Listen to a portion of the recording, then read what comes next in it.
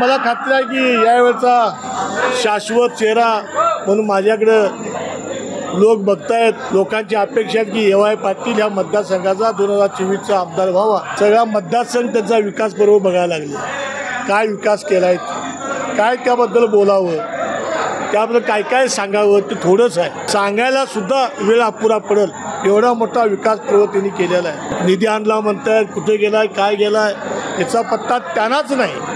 केलेल्या कामांचा दर्जा बघितला तर तो सांगण्यापलीकडे आहे।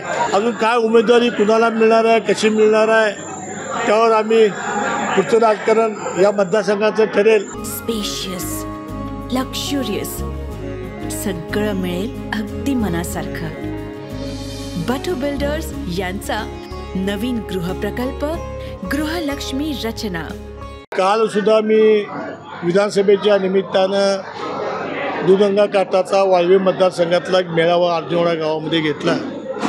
त्या ठिकाणी सुद्धा आपण काल पाहिला असेल उत्स्फूर्त असा प्रतिसाद कार्यकर्त्यांनी लोकांनी त्या ठिकाणी दिला। त्याच पद्धतीनं आज भोगावती काठाला राष्ट्रीय ते पेरळ या गावाचा मेळावा आज तायडे खुर्द या ठिकाणी घेतला।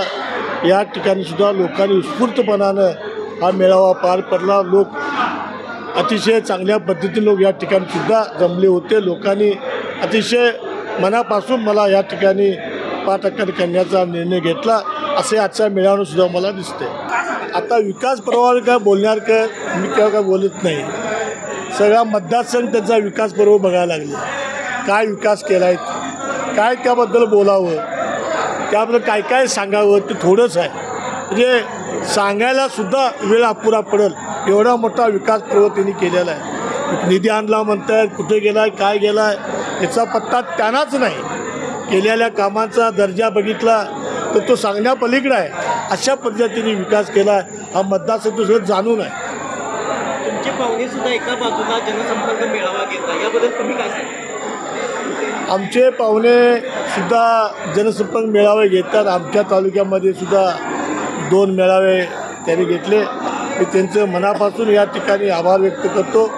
त्यावर मी असं सांगू इच्छितो की लोकशाही आहे, लोकशाहीमध्ये सर्वांना जनसंपर्क मेळावा घेण्याचा अधिकार आहे।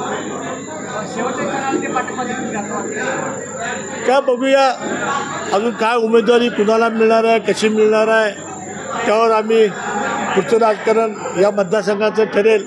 आणि मला खात्री आहे आम्ही सगळीच एकमताने एकत्र राहू।